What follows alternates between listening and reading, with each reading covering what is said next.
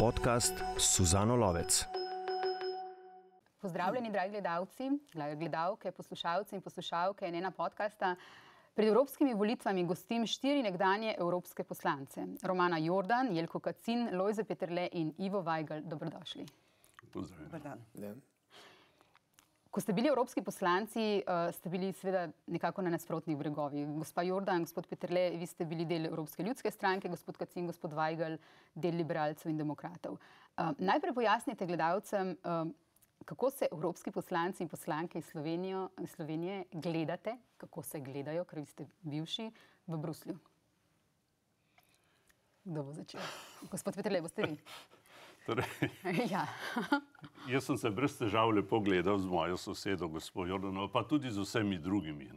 Tam v Bruslju oziroma v Evropskem parlamentu velja majčkeno drugačna kultura in tam je najbolj normalno, če vidiš črnega z rdečim ali zelenim, ker se morata nekaj zmeniti, če hočeta dobiti podporo za neko poročilo.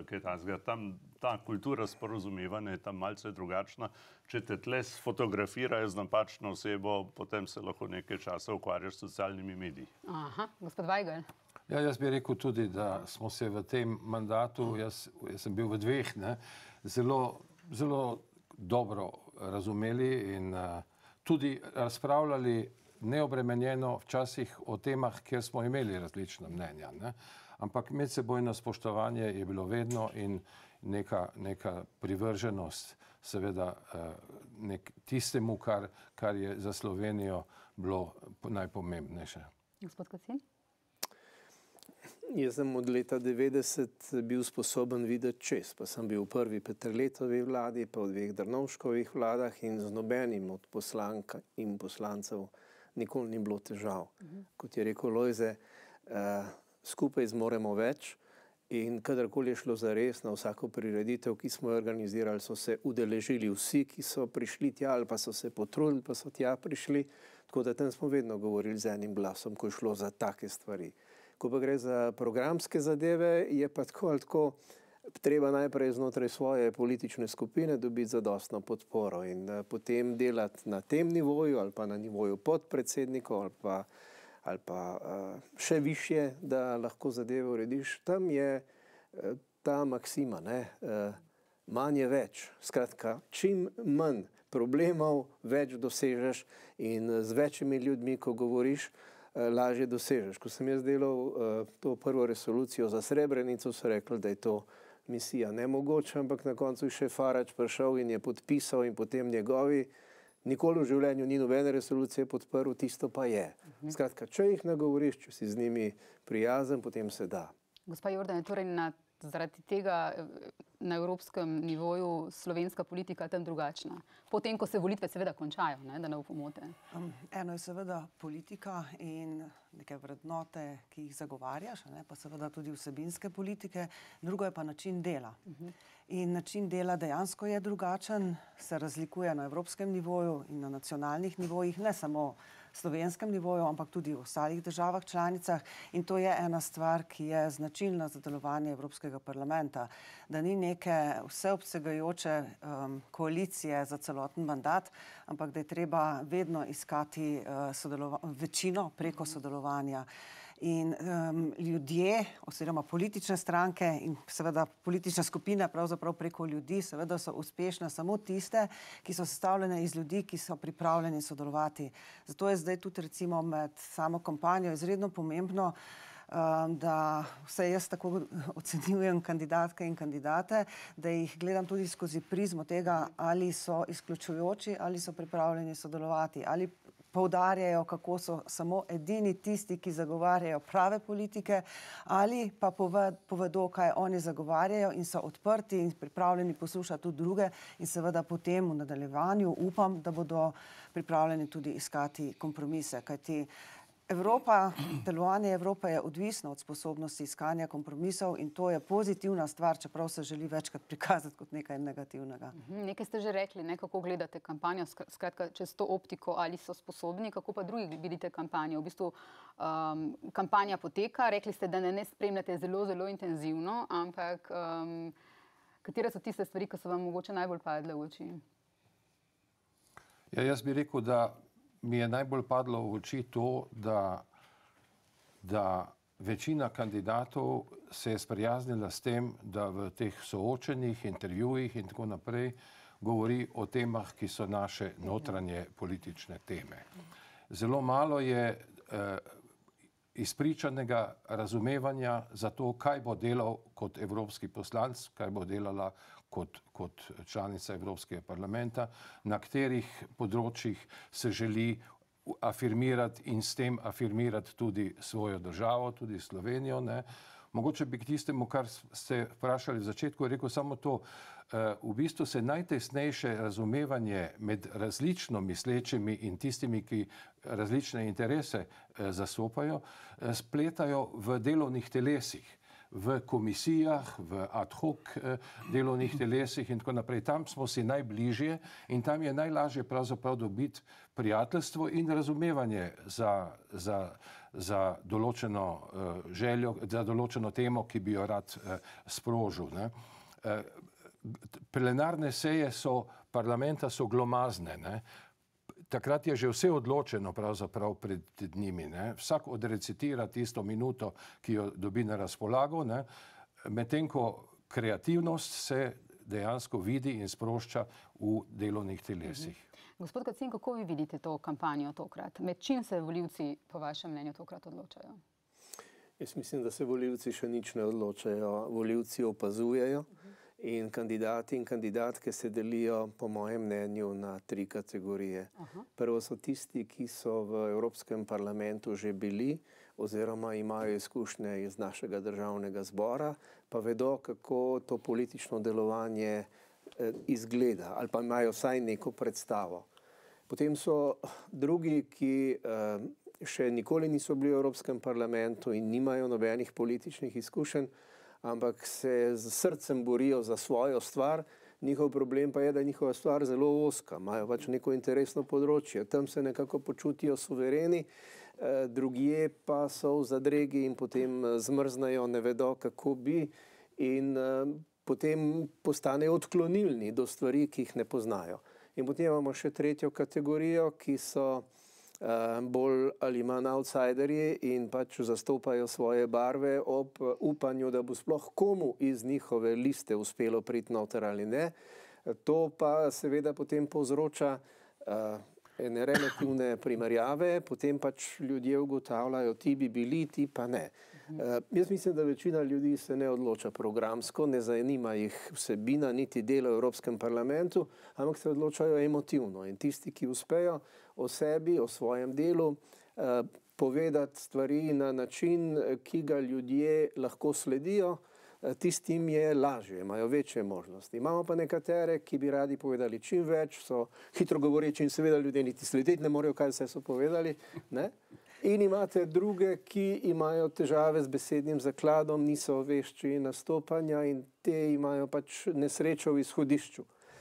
Jaz mislim, da se bodo ljudje tokrat veliko bolj odločali emotivno, vse gre za to, da na volitvah nikoli ne nagradijo najboljšega, ampak večinoma kaznujejo nekatere in zato je izbor v veliki meri odvisen od tega, kaj se dogaja na domači politični sceni, kdo se jim je že zameril in kako zelo se jim je zameril in potem pogledajo na drugo nišo, če je tam kdo. Ključno vprašanje pa je, ali bodo na volitve šli ali ne. Od tega je vse odvisno. Gospod Peterle? Bi rad nadaljeval v Jelkotovem stilu. Jaz sem bil slučajno priča enemu takemu državljanskemu omizju, ki se je ukvarjalo ravno s tem vprašanjem, kakšni so ti, ki jih gledajo. In ena gospa rekla, a veste, da se ga ne bom imel, ni še nikoli nasmejal pred kamero. Drug se skozi drži trdo. To ljudje vse vidijo in to vse vpliva. In jaz sem bil zgrožen, ko sem tisto nekoč prvo raziskavo prebral o tem, kaj deluje, da samo 8% uspeha je odvisnega od tega, kaj poveš, vse drugo pa kako in tako naprej, kako ti ljudje začutijo. Jaz bi si želel seveda malo več vsebinskega, tudi malo več osebnega. Oni grejo zdaj skozi to drdralnico, jaz rečem, migracije, Rusija in tako naprej. Tam moraš zadeti nek odgovor, ki ne odstopa preveč, če tako rečem. Vidim pa malo manj tega osebnega, kaj bom jaz, čeprav en sam, seveda sam ne more nič narediti, kot je bilo že rečeno. Tako da ne vidim zaenkrat nekih velikih idej, če tako rečem, ampak nekako en poskus enega všečkanja, da bi pač preživeli to rundo. Tudi vi? Ja, mislim, velikokrat bi rekla, želimo več vsebinskih razprav. To zelo pogosto poudarjamo. Ampak, če smo iskreni, prej je bilo rečeno, da Evropa je itak Evropa osebnih zgodb, ki držijo in povezujejo ali pa ne in presegajo delovanje enega ali dveh mandatov. Potem moramo pa seveda te kandidate in kandidatke spoznati preko tega, kakšne osebnosti so. Vsebina je pomembna, prodre, tako kot je kolega Peterle prej rekel, če ima kdo neko veliko idejo. Moramo si pa biti na jasnem, da z veliko idejo en posameznik itak ne prodre v Evropski uniji, mora najti seveda podporo znotraj svoje politične skupine, to je bilo tudi prej rečeno, potem z ostalimi političnimi skupinami. Tu vse so pa pomembne seveda osebnostne lastnosti. In pravzaprav tudi ljudje nekako kar podzavestno pri teh nastopih malo 8% sledimo vsebini, ostalo so pa druge informacije, ki jih dobimo o teh kandidatkah in kandidatih. In to sem že opazila, da mene recimo osebno letos kar moti, da je teh soočenj manj, kot jih je bilo sicer. Ti referendumi dejansko so zmotili ta čas, govori se o drugih vsebinah, delno se kandidatke in kandidati prikrivajo, delno ne, ampak kakorkoli dan ima še vedno 24 ur, ljudje prenesejo določeno število informativnih pogovornih oddaj in seveda pogovorov z kandidatkami in kandidati za evropske poslanke in poslance je manj in zato jih bomo tudi osebnostno seveda manj spoznali. So pa tukaj preferenčni glasovi zelo pomembni. Videli smo že v zgodovini, lahko pošljejo v Bruselj nekoga, ki mogoče niti ni želel biti, recimo gospod Pahor, takrat, ko je kandidiral. On ni točno vedel, kaj pravzaprav si želi, ali ostati ali potovati. Tako, ampak podobno se je zdaj zdelo recimo na začetku za gospoda Mesca, ampak zdaj se nam zdi iz kampanje, da je že nekako začel uživati v tem. Videli smo te spote s sendviči, vlakom, tako da... Mislim, da se ne bo odpovedal mandatu, če ga dobil. Aha, tako. Mislim, da vsi ljudje, ki so se odločili, da bodo na listah, so to naredili z nekim namenom, zagotovo jih združuje namen promocije. Tako da, ampak se mi zdi, da ko je človek enkrat izvoljen v Evropski parlament, ko ti doživiš tisto vzdušje tam, vsebine, ki so, te delo zelo pritegne in si res želim, da tisti, ki so se odločili za kandidaturo, so to naredili z nekim iskrenim. En komentar. Jaz sem vesel, da si omenila besedo delo, ker to redko kdo omeni. Tam je delo. Če ga hočeš ali nočeš, dobro, tisti, ki ima večje ambicije, bo naredil več, ampak tam se dela, to ni potovanje gor in dol. No, ampak to vse drži, je pa velik del ljudi, ki to jemljajo kot pobeg, umakniti se iz te slamoreznice, ki se zdaj pač dogaja. Zlasti to velja za te tri stranke, ki so na oblasti. Zavedajo se, kam stvari gredo in zato je povsem normalno in človeško, da iščejo izhod, kjer bi se vendarle dalo preživeti malo dlje časa in se izogniti temu, kar jih zagotovo čaka v naslednjih mesecih in letih. Jaz bi si želel, da bi stranke dale na liste kandidate, za katere verjamejo, da bodo dobri poslanci v Evropskem parlamentu. Ne pa neke svoje funkcionarje, ki so tam samo zaradi števila. To je, mislim, glavni hendikep tudi za volivce, ker ne bodo vedeli, pravzaprav on resno milce ali se heca, ali ta stranka dejansko ocenjuje te ljudi kot potencialne evropske poslance ali pač gre za neko igro številk. A lahko samo dopolnim? Tole se mi zdi izredno pomembno. Mislim, da to, koga stranke kandidira, bi moralo kazati tudi na to, kako in kje stranka vidi svoje strateške prioritete, nacionalne strateške prioritete v evropskem prostoru. Mislim, da tega zdaj ne moremo razbrati. Lejte, gremo zdaj malo bolj na splošno, pa na problemsko, pa se potem vrnemo k konkretnim slovenskim stvarim. Vemo, Evropska unija ima kar nekaj težav. Ne? Nabrale so se, tukaj so, vidimo jih, čutimo jih. Kaj je pri tokratnih volitvah po vašem mnenju na preizkušnji, oziroma po kateri poti bi Evropska unija po vašem mnenju morala iti?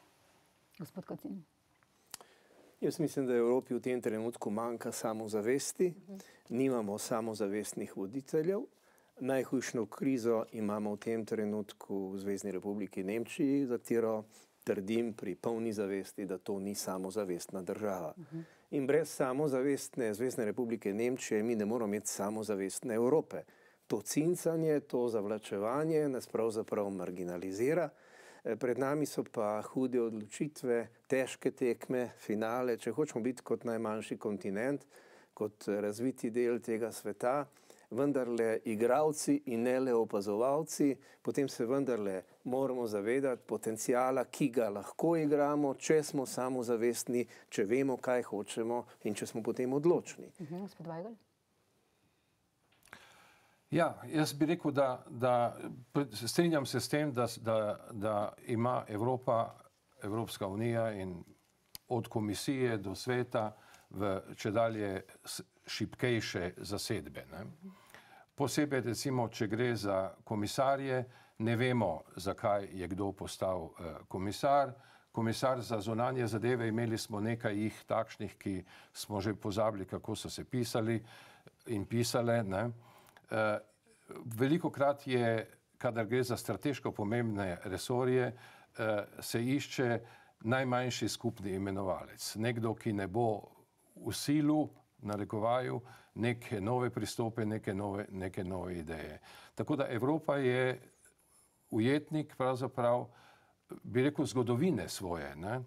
Evropa bo vedno skupnost držav z različnimi zgodovinami in z različnimi interesi, tudi z različnimi pogledi na prihodnost. Ne? Zdaj, to harmonizirati, to spraviti v neko enotno politiko, enoten pristop je kvadratura kroga. Ne? To so lahko reševali ljudje, ki so vodili Evropo z vizijo, z znanjem, z avtoriteto in ustrezno skromnostjo. Ne? Če se spomnimo Delorja ali pa veliko takšnih je bilo, ne, vizionarjev, ki so pravzaprav Evropo utemeljili. Ne. Danes je to pravzaprav prepuščeno nekim šibkim voditeljem in slabemu vodenju in prevelikem čakanju, da bo nekdo od zunaj prišel in nas usmeril v pravo smer. Tisto, kar pride od zunaj, ponavadi ni dobro. Gospa Jordan? Ja, glede vodenja in velikih osebnosti se kar strinjam, ja, da si želim, da bi bili v Evropski uniji pripravljeni sprejeti tudi mi, ne, ljudi, ki bi jih sprejeli kot velike Evropejce, ki Evropo vodijo. Jaz mislim, da te pripravljenosti tudi znotraj Evropske unije ni, ali jo je morda vse manj. Tem, po kateri poti naj krene, jaz bi si želela, da bi Evropa res, ampak iskreno krenila po poti, ki jo pravzaprav promovira že od časov, ko smo mi bili v Evropskem parlamentu, da bi dejansko bili pripravljeni sprejemati različnost in raznolikost, da bi se dejansko med sabo spoštovali, da bi imeli za vse enake vatle, kajti verjetno so te stvari, ki so eskalirale recimo v odnosih s Poljsko pa z Madžarsko, imajo svoj razlog tudi v neke vrste mentorskem ali pa pokroviteljskem odnosu, ki ni pravočasno upošteval raznolikosti držav. Zdaj, kaj je pa za temi volitvami v čem se odloča? Jaz mislim, da predvsem v tem, kako bo deloval Evropski parlament naslednjih 5 let, in Evropski parlament je izredno pomemben, ker sprejema evropsko politiko, hkrati s Svetom Evropske unije. Jaz spremljam malce raziskave javnega mnenja, ki jih upravlja portal Politico. In tu sicer kaže političnim skupinam, ki so bile vedno tradicionalno, pa so sestavljale neko večino in so se bile pripravljene pogovarjati, kaže nekaj več kot 50%, vendar je kar veliko število poslank in poslancev, preko 50 trenutno, za katere se ne ve še, v katero politično skupino se bodo uvrstili. Tako da tu je zdaj vprašanje. Mislim, vedno sta bile Evropska ljudska stranka, socialisti in demokrati, pa potem liberalci preko Renew Europe, tisti, ki so vnaprej tudi napovedali, da so pripravljeni sodelovati. Zdaj Evropski ljudski stranki in socialistom kaže nekoliko nižja podpora, Renew Europe zelo padla, Zelenim zelo pada podpora. Zanimivo tudi strankam, ki so na skrajni desni in levi. Tako da za mene bo ta rezultat predvsem pomemben stališča, ali bodo to stranke, ki že zdaj promovirajo sodelovanje in pogovarjanje, in kakšen bo delež in prispevek strank, ki se pa pravzaprav zdaj promovirajo na tem, da ne želijo sodelovati, ker zagovarjajo neko svojo ideologijo, ki pravzaprav Evropi ne pomaga, ampak jo ovira pri razvoju. Gospod Peterle, kako vi čutite to Evropo na prekretnici, pa potem gremo dalje na konkretne teme? Jaz imam večkrat vtis, da se preprosto ne lotevamo bistvenih vprašanj in se ukvarjamo s tem, kaj se bo zgodilo med Nemčijo in Francijo in tako naprej. Na manjše se malce pozablja. Jaz bi rad podelil eno zgodbo iz mojih kontaktov s Helmutom Kohlom. On mi je, mislim, da je 3-krat povedal mi, kako je ravnal, kadar je imel kakšno evropsko idejo. Je rekel, jaz sem jo najprej preveril z Luksemburgom. In če je bila zanimiva za Luksemburg, sem si rekel, mogoče še za koga drugega. Jaz mislim, da je po Kohlu ta manira malce odpadla. In zdaj imamo mi, glede na to, kar se obeta, kar je gospa Romana rekla, torej očitno se bo zgodil premik v desno, bom rekel zelo blago, ampak danes se dogaja neko zmerjanje ali nek a priorni odnos. Zdaj sem videl tudi pred nedavnim nemškega kanclerja Scholza, ki je rekel, če pa Melonijeva zraven, pa nas ne bo. Imamo že skoraj slovensko situacijo v Bruslju. Z unimi ne gremo nikoli več in tako naprej. Ampak jaz bi prej svetoval, da bi se tisti, ki so bili navajeni vladati doslej, vprašali, zakaj se je zgodila tako imenovana desnica. In zdaj lahko to obravnavamo ideološko, a prioristično, ali pa skušamo razumeti. In bom tukaj še eno zadevo dodal. Moj sosed je delal 40 let v Nemčiji in živel je blizu središča Berlina. Pred 2 leti sva se srečala na morju in je rekel, a veš kaj, Lojze, sem bil v Berlinu, je rekel, zdaj pa drugač. Je rekel, po 8 uri ljudje, ki sem jih poznal, ne grejo več ven. Je rekel, prej smo pa sproščeno hodili zvečer ven. Je rekel, ljudi je strah. Pol je on dodal pa še nekaj, česar nisem pričakoval od njega. Je rekel, kadar je Nemce strah, volijo drugače. Pustimo zdaj ADF in tako naprej. Ampak, glejte, v Evropi so se zgodile neke zadeve, ki so povezane tudi s kakšnimi strahovi. Jaz sem eden od teh, ki pravi, pa zdaj ne govorim o strahu, ampak jaz pravim, kako bo izgledala Evropa brez Evropejcev. Mi imamo zelo površen odnos do življenja, mi se ne moramo zediniti, od kdaj gre za človeka in tako naprej. Ne vemo, kaj pomeni dostojanstvo za vsakega in bi rad imeli močno Evropo, ampak se v kakšnem bistvenem vprašanju ne zedinimo.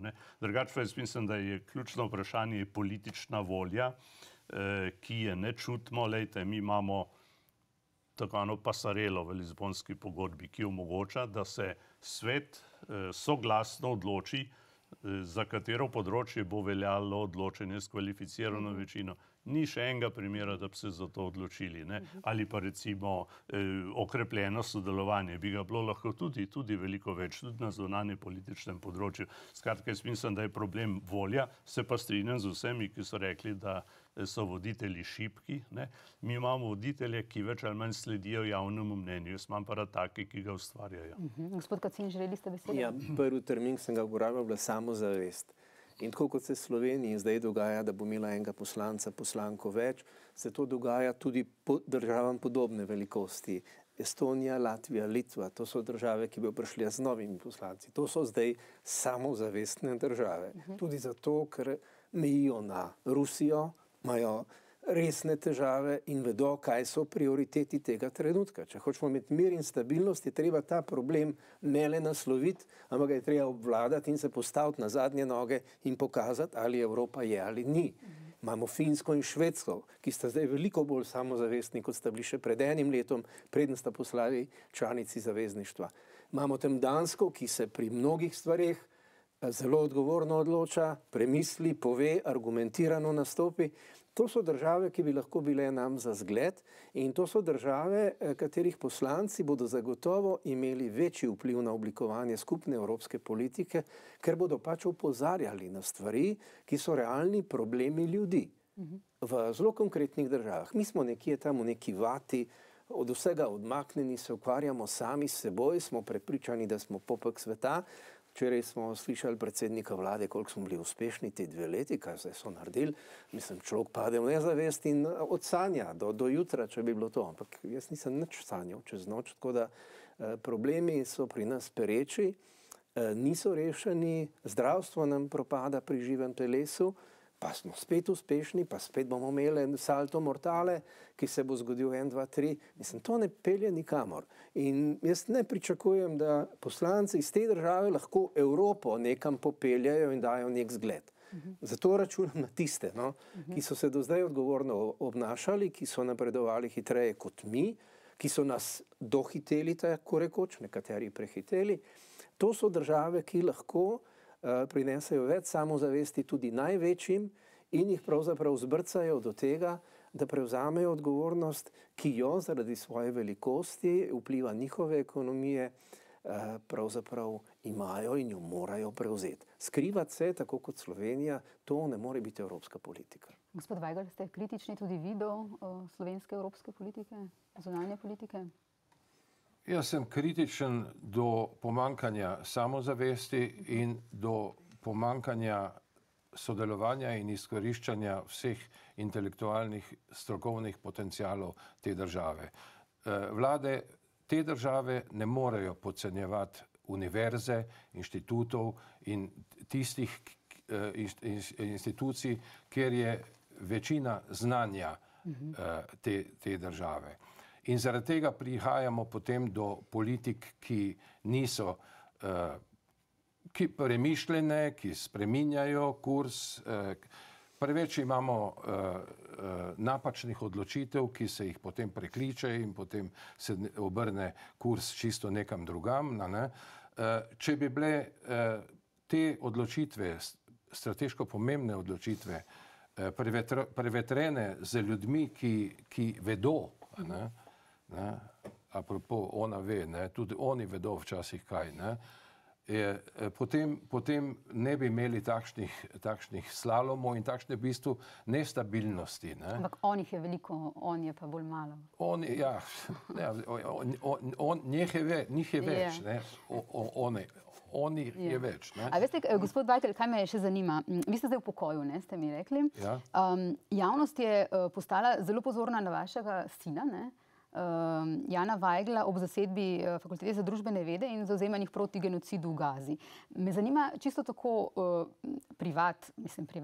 osebnostno, a je vaš pogled na evropsko politiko ali pa na zunanjo politiko ali pa na stvari v družbi, na volitve, na vse to postal kakorkoli drugačen, recimo zaradi vašega sina, v smislu, verjetno se pogovarjate, poznate njegove stališča in tako. Midva se pogovarjava, ampak jaz ne vplivam na njegovo stališče, on ima svoja stališča.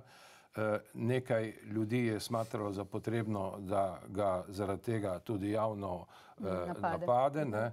Jaz mislim, da je to povsem deplasirano.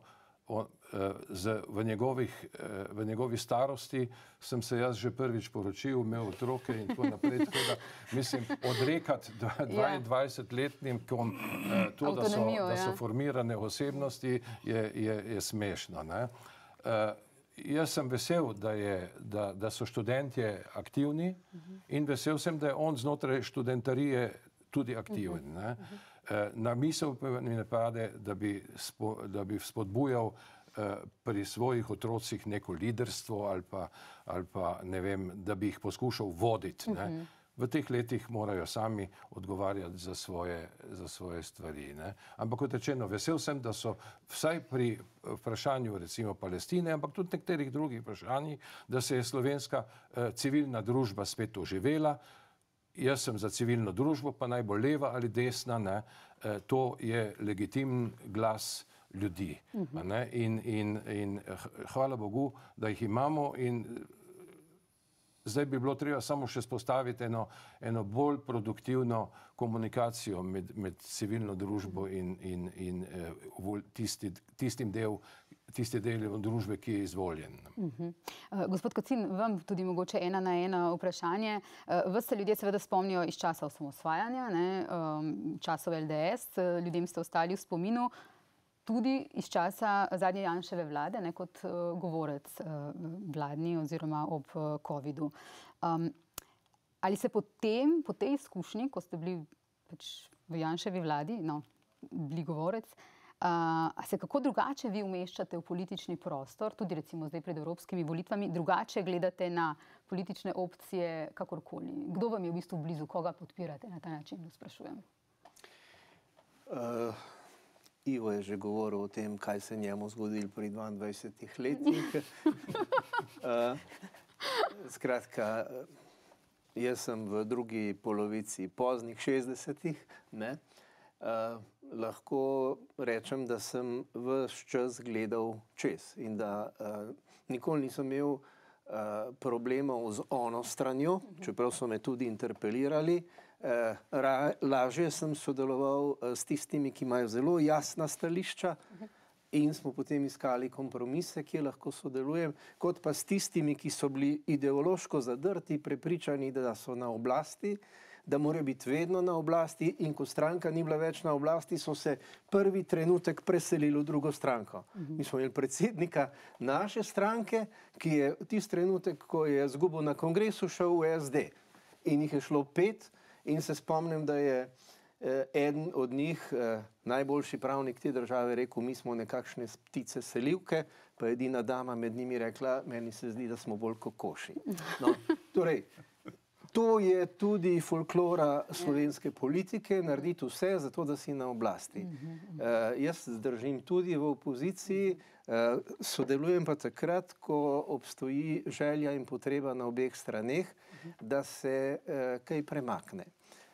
Ko govorimo o tem obdobju, ki se je končalo pred natanko 2 leti, ker takrat je nastopila ta vlada in jaz sem šel v pokoj, sem se odločil, da tega odblizu ne bom gledal in sem še danes ponosen na to odločitev.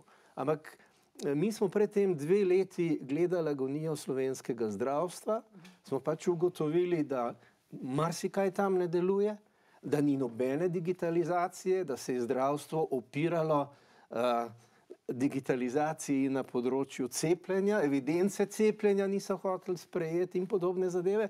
In tako, bom rekel, zaostajanje za svetom, to državo notranje razkraja. In nedavno smo imeli neko razpravo, tudi Romana je bila zraven. Jaz sem tem upozoril, da smo bili pionirji digitalizacije, ne? Zdaj, to, kar se nam dogaja, mi zaostajamo neskončno za drugimi državami in še vedno nimamo elektronskega glasovanja. Poglejte, pogovarjamo se o odzivu, o udeležbi. Tega mi danes, leta 2024, našim državljankam in državljanom, volivkam in volivcem nismo sposobni ponuditi. In to je sramota za to državo. Povejte. Mi ne bi bili parlamentarci, če bi se o vsem kar strinjali. Ne? Jaz se recimo ne strinjam s tem poudarjanjem tega, da se je v zadnjih 2 letih svet podrl v Sloveniji. Vse krize, ki jih preživljamo, imajo korenine še daleč nazaj. Ne? Nihče ni nedolžen, ki je odločal v tej državi. Ne? In to samo navaja na misel, da morajo pravi ljudje, ko ljudje volijo, naj volijo premišljeno, naj volijo prave ljudi. Ne? Potem se ne bo dogajalo to, da se bo skozi desetletja vlekel isti problem. Ne? Še vedno smo, pravzaprav ta država tiči v posledicah privatizacije, ki je bila nedomišljena, ne? In zdravstvena kriza se ni začela zdaj, ampak že davno, ne? Vse ostale stvari, tako da dajmo to nekako v predal tistega, kar je treba narediti bolje. Okay. Vi ste želeli prej besedo? Ja, glede na to, kar ste vprašali gospoda Kacina, bi rad povedal, da jaz razlikujem med 2 besedami. Eno je pristopiti, eno je pa prestopiti. In ko sem jaz vprašal Jelkota, če bi bil pripravljen se vključiti v delo naše vlade, potem ko sem ga nekje slišal nastopati na eni konferenci, sem rekel, ta bo zmogel. In sem vesel, da je takrat vabilo sprejem, ampak on je pristopil, on ni prestopil, ne v SKD, ne v ne vem kaj, on je ohranil svojo identiteto in je sodeloval pri tem projektu. In jaz sem vesel, da smo ga tako delali, ni bil še kdo drug, ki je pristopil, če tako rečem. Pri nas, rekel, dobiš hiter etiketo izdajalca. Si bil z unimi.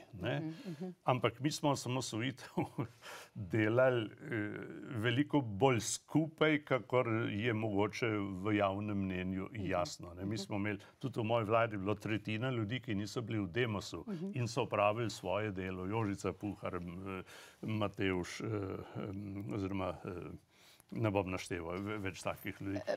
Prej ste razlagali, koliko ponudb ste dobili za te evropske volitve? 4. Iz 4 strank. Ja. Boste našteli? Najprej me je povabil gospod Rupar, ko je še razmišljal o svoji listi. Potem, ko so opravili neko javno mnenjsko, kjer mi ni slabo kazalo, me je tudi Nova Slovenija povabila. Potem sem dobil ponudbo od SLS-a, na koncu pa še od Zelenih. Tako. Kar se tiče vaše podpore, če vas prav razumem, vi podpirate 4 kandidate, 2 z liste SLS in 2 z liste Nove Slovenije. Vi ste se nekako zavzemali za to, da za neko skupno listo SLS-NSI, ki pa potem do nje ni prišlo. Glede Nove Slovenije pa menite, da bi morali imeti kandidati na listi podobne poglede oziroma da naj kandidati na listi delujejo v skladu s programom stranke. In če vas torej prav razumemo, recimo za vas David Klobasa na listi NSI vas moti, je preveč liberalen za vas. Zdaj vemo, on je tukaj povedal na javni televiziji, z drugačnimi pogledi je šel, kot je večinsko mnenje v Novi Sloveniji, recimo glede splava, glede evtanazije in tako naprej. Mene ne moti, če je on liberalen, ampak potem naj gre v liberalno stranko. Moti vas samo na listi NSI? Lejte, moti mene to. Lejte, če je vsak, jaz sem slišal razlago, da mi imamo notranjo demokracijo.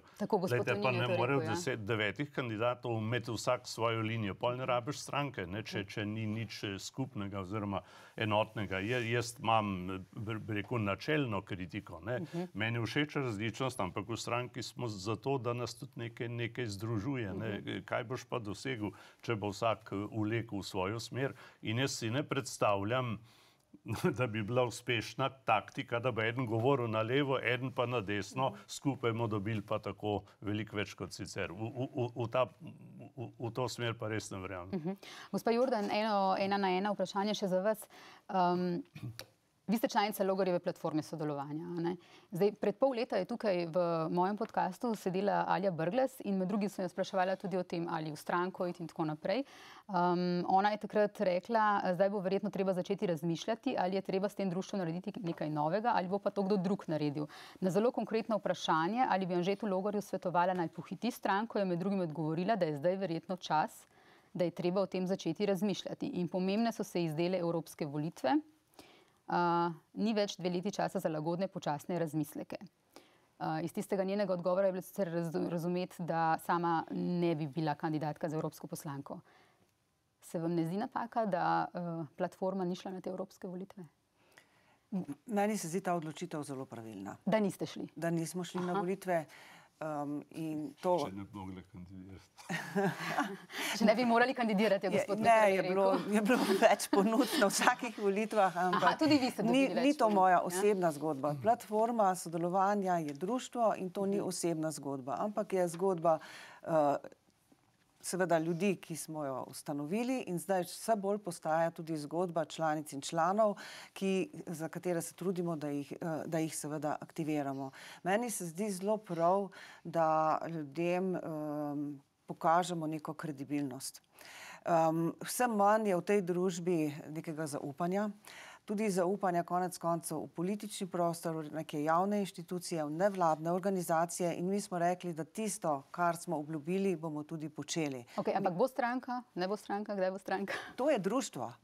Društvo ne bo nikoli stranka. Mi pa tudi nikoli nismo nobenemu članu ali članici kakorkoli ne prepovedali, niti svetovali, naj ne gre na volitve. Seveda smo spodbujali, dajte se aktivirati, tako kot vas pač zanima. Se pa seveda pa delamo na tem, da bo društvo tudi obdržalo svojo razpoznavnost. Smo aktivni na regionalnem nivoju, v programskem smislu, spodbujamo razprave, kjer imamo različne vabljene govorce in govorke, tudi različna mnenja ponovadi iz publike. Ko bo čas, če bo čas dozorel za neko politično stranko ali kaj takega, jo bodo seveda oblikovali posamezniki in posameznice, ker vedno so pa to v ozadju osebne zgodbe, ampak to bo nova zgodba. Društvo pa ostaja društvo. Mislim pa, da smo tudi z zadnjimi akcijami pokazali, da ne mirujemo, da nismo v neki lagodni zgodbi. A veste, včasih je delovati premišljeno in ravno prav hitro težje, kot priti ven z nekimi idejami, nekaj obljubljati, nekaj narediti, pa se potem tisto v 3 mesecih izpoje. Mi si želimo jaz mislim, da je zelo velika ambicija to, da si želimo vplivati preko društva na politični prostor. Zaključujemo, rada bi povzela in da tudi vi v bistvu nekako strnete misli, pa bom takole vprašala za zaključek, vse 4 isto vprašanje. Danes zjutraj, danes je petek, ko to snemamo, smo na N1 objavili soočenje med vodjo opozicije Janezom Janšo in predsednikom vlade Robertom Golobom. Ona dva zagovarjata zelo različni Evropi. Kaj vas moti ali pa pritegne pri Evropi Janeza Janše in kaj pri Evropi Roberta Goloba, če pač personificiramo ta dva pristopa do Evrope? Nista pa seveda edini možnosti, seveda nista to edini 2 možnosti. Kje recimo vi vidite svojo Evropo? Gospod Weigl? Kaj nas moti, ne? Jaz vedno lahko živim z vsakim, ki ima drugačno mnenje od mene. In pri politikih si želim to, da so konsistentni, da lahko vem, a se bom z njim strinjal ali ne, da je jasno, kakšne so njegovi načrti, njegovi nameni. Pri gospodu Janši mi je všeč, da vedno lahko vem, kaj je njegov cilj, največkrat se pa s tem ne strinjam. Včasih pa se tudi strinjam. Pri Golobu, če me vprašate, me moti njegova zaletavost. Dejstvo, da se ne morem zanesti, ali je to, kar je danes rekel, nekaj, kar bo zagovarjal tudi jutri. Mislim, takšne oscilacije obremenjujejo političen prostor in prispevajo k eni splošni zmedi med ljudmi. Ampak dobro, vsi se učimo, prilagajamo, verjetno se bosta tudi oba, ki ste jih omenili, znala prilagoditi času in temu, kar si ljudje želijo in pričakujejo od politike. Mogoče bo tudi ta kampanja malo pomagala razbistriti te vode in pojme. Gospod Kacin, katera Evropa vam je bliže? Janševa ali Golobova ali kakšna druga, tretja?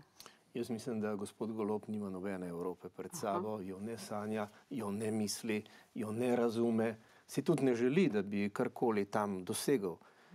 Jaz sem bil navzoč na slovesnosti ob obletnici vstopa v Evropsko unijo v Novi Gorici. On je svoj govor končal in danes je Slovenija priznala Palestino. In vsi smo gledali, kaj mu je. Predtem smo imeli na okroglo mizo, kjer smo se o tem natančno pogovarjali. Slišali smo strani ministrice, ki je branila ta korak, pod kakšnimi pogoji se bo to lahko realiziralo in ne. On je ustrelil v prazno in je bil presrečen in prepričan, kako je razsvetljiv Evropo. Mislim, take petarde ne peljejo nikamor. Janša vedno lahko nagovori svoj del volilnega telesa, ve, kaj jim pripoveduje, tudi evropski voditelji iz njegove družine mu prisluhnejo. Konec koncev je on dal tisto idejo, da se je šlo v Kijev in so šli trije, pa še Kačinski zraven od vseh tistih, ker so se mnogi premislili v zadnjem trenutku, ker, kot sem rekel, ne razumejo, da Evropa mora biti samozavestna, ker sicer Evrope sploh ni. Torej, nam primanjkuje voditeljev, primanjkuje nam zlasti na levi sredini, če hočete to slišati v Sloveniji, in brez pravih voditeljev mi te opcije tudi ne moramo ponovno, da rečem, rehabilitirati in utrditi. Vsi se mučijo. Torej, ampak navijate za levo opcijo. Kako? Navijate pa za levo opcijo. Ne, jaz navijam za normalno sredino. Ne morem pa navijati za levo vlado, ne, ki ima levo levico, ki ima levo SD in ki ima zmedeno Gibanje Svobode. Mislim, taka levica zagotovo na dolgi rok ne omogoča, da bi neka etablirana stranka, to, kar v Evropi pravzaprav imamo, omogočala, da vidimo čez in da povežemo tisto, kar je najboljše v nekem okolju, zato da to državo pospešeno peljemo v prihodnost. Nas prehitevajo druge države po levi in desni in meni je veliko bolj všeč neka samozavestna Poljska, čeprav ima težave, ima tudi stranpoti, jo zanese nazaj, ampak vem, da ima potencial, da se bo tam v tej masi voditeljev vendarle našel nekdo, ki bo omogočil, da bo ta država prevzela bistveno večjo vlogo v prihodnosti Evrope, kot pa je to pri nas, ker me je strah vsakega jutra, ko se bo zgodilo kaj novega in potem si vedno vprašam, ubogi sodelavci Goloba, ko pridejo tja in vsak dan doživijo 5 šokov. To ne more biti prihodnost ne te vlade, ne te koalicije, ne te države. Gospod Peterle, katera Evropa je vaša? Glede, jaz tega soočenja nisem videl, sem pa vesel, da je do njega prišlo. Že to je uspeh za Slovenijo, da se dva tako različna človeka pogovarjata. Ja, pa tudi za naš medij, ne? Da sta prišla. Čestitke. Hvala.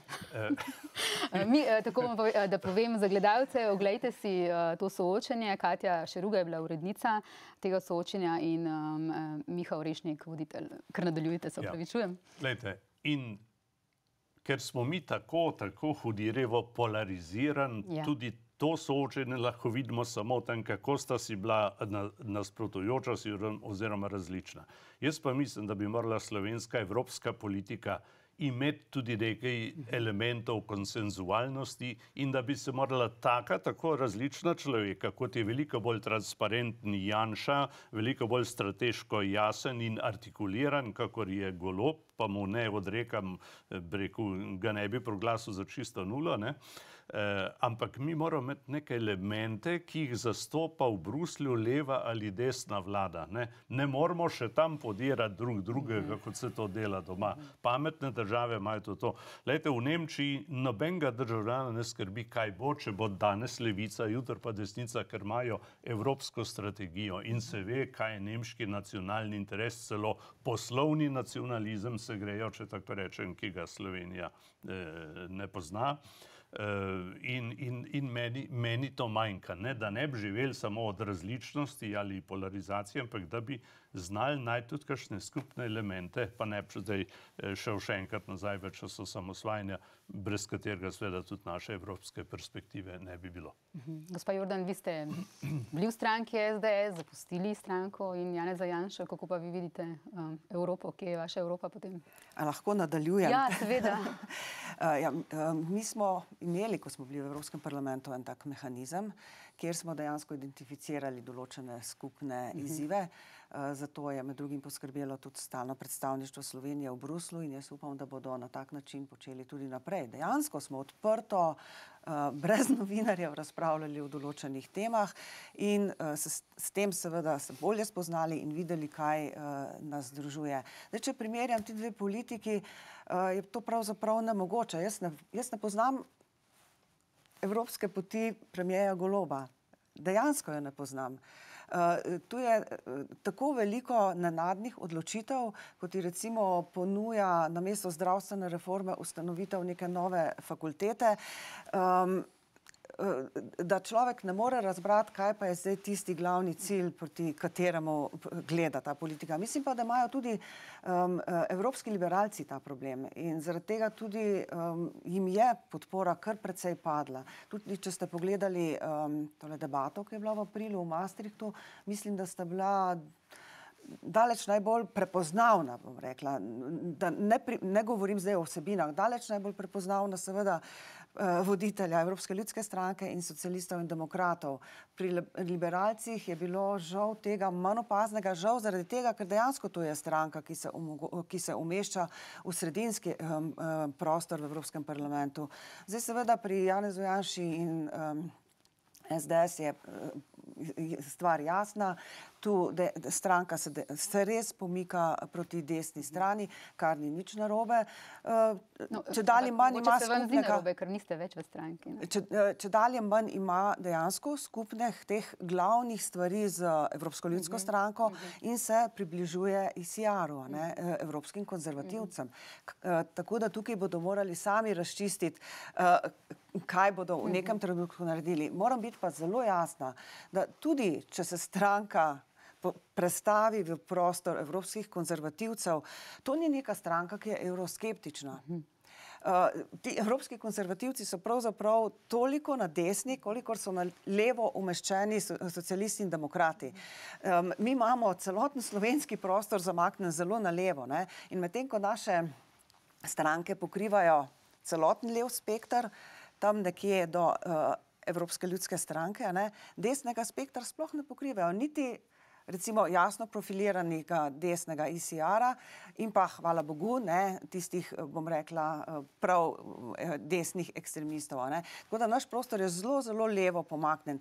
In to, če se stranka umesti med evropske konzervativce, ni nič slabega, samo jasno se profilira. Je pa to še vedno stranka, s katero je mogoče sodelovati in tudi recimo von der Leyenova je dejala, da to, ali bo z njimi sodelovala ali ne, bo odvisno od rezultata evropskih volitev in od tega, kdo vse bo sedel v ICR-u, se pravi med evropskimi konzervativci. Ker moramo vedeti, da je Orban recimo kar aktiven v tej smeri in bi rad naredil neko zmes, med skrajnimi desničarji in ICR-om, pa upajmo, da mu ne bo uspelo, da bo v tej politični skupini še vedno prevladala ta, bom rekla, sodelovalna smer. So pa bolj usmerjeni seveda tudi na razvoj notranjega trga. Če smem samo en stavek. Jaz bi si seveda želel, da bi slovenska konzervativna stran ostala bližje Evropski ljudski stranki kot tem, ki so desno od Evropske ljudske stranke. Desno od Evropske ljudske stranke sedijo ljudje, ki ne želijo takšne Evrope, ki jo živimo, ničesar dobrega. Tu se peljejo stranke, ki širijo nestrpnost, tudi do Slovenije, na vse zadnje, gospa Melonijeva do Slovenije ne goji neke posebne ljubezni. In v Italiji je še kar nekaj takšnih politikov, ki nas vedno znova prizadenejo za svojo slepoto in nepripravljenost sprejeti našo skupno zgodovino. Tako da jaz iskreno upam, da bo ljudska stranka, da bo slovenska demokratska stranka ostala bliže ljudski stranki, v kateri sta bila vidva in s katero smo lahko sodelovali in nismo ji pripisovali nobenih slabih namenov. Dragi gosti, draga gostja, najlepša hvala za vaše misli. Hvala za vaše uvide v vaše preteklo delo, v analizo te kampanje in v to vaš razmislek, kam naj Evropa gre. Hvala lepa. Hvala. Hvala.